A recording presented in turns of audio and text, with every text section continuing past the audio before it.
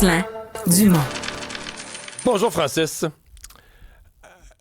À quoi on s'attend du ministre Girard aujourd'hui dans sa mise à jour économique? Des bonnes nouvelles pour les contribuables ou une journée tranquille? Ben, on en parlait hier, Mario, et c'est étonnant. Je t'avouerais que en ce jour là, de mise à jour, généralement, on a des informations un peu préliminaires qui commencent à fuiter. Certaines personnes qui ont reçu des confirmations, qui nous donnent quelques indications. On est vraiment face là, à un mur. On n'a pratiquement aucune idée de ce qui va être dévoilé par le ministre Girard aujourd'hui. Je t'en parlais hier. Évidemment, je pense que le ministre Girard va tenter de dresser un portrait un peu plus rose de la situation économique québécoise, possiblement nous donner des bonnes nouvelles également par rapport là, aux projections de déficit. Certains ont avancé qu'il pourrait y avoir jusqu'à 3 milliards de dollars de moins là, de déficit que ce qui avait été initialement anticipé.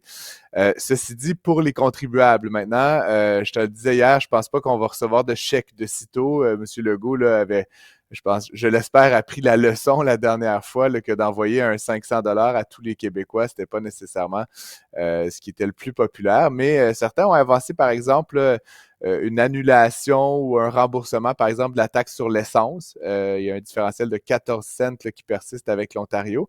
Et puis ce matin, certains parlaient du RRQ, Mario. Il y aurait une surcotisation des Québécois là, à ce régime public là, de retraite. Par contre, la différence, là, c'est quelques dixièmes de pourcentage. Là, donc, c'est certain que ça ne va pas faire des économies là, de centaines ou de milliers de dollars dans la poche des gens. Mais est-ce qu'on pourrait simplement ajuster là, le taux de cotisation vu les surplus constatés? Ça pourrait être une petite relâche. La question, Mario, je te la poserai, hein, c'est que économiquement, il n'y a pas nécessairement grand-chose à faire. L'indexation des rentes, l'indexation des prestations, des allocations, naturellement, va faire son travail sur le coût de la vie là, qui a beaucoup augmenté il y a 2 ans. Mais ça, c'est pas politiquement très payant de dire, ben attendez, tu sais, le 1% de pouvoir d'achat par année additionnel, que les choses se replacent.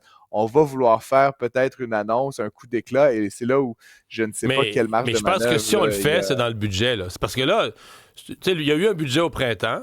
La mise à jour économique, c'est comme, appelons ça un moment d'ajustement sur le budget. Bon, des fois, on va annoncer des petites mesures, mais moi, à mon avis, l'année prochaine est une année électorale, donc le budget au printemps, si le gouvernement veut marquer le coup, par exemple, parce que François Legault avait quand même... dans son discours inaugural, laissait entendre qu'on allait vraiment soulager les contribuables. Est-ce qu'on pourrait avoir une vraie baisse d'impôts significative au printemps?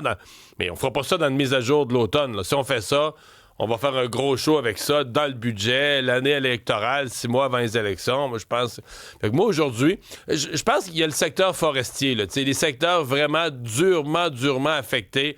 On a comme pas le choix. Il y a des secteurs qui souffrent tellement des mesures de Trump, là, des tarifs. Je pense que quelques-uns comme ça, on n'aura pas le choix.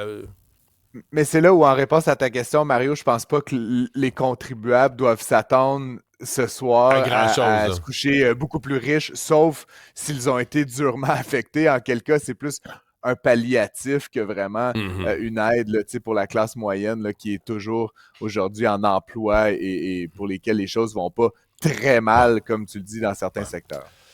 Black Friday, c'est ce vendredi. Est-ce que tu observes des tendances, des aubaines plus gros, des aubaines plus intéressantes, plus grosses qu'avant? Je vois quand même que les médias maintenant font carrément des articles puis des listes avec les aubaines les plus, tu sais, pour informer le public des aubaines les plus significatives là, quand on compare avec le vrai prix régulier de vente. Parce que moi, j'ai toujours peur de me faire avoir, là, tu sais, que tu te dis quand on me propose un rabais, si je n'étais pas au courant de l'ancien prix, j'ai toujours l'impression que c'est pas un vrai rabais, mais enfin.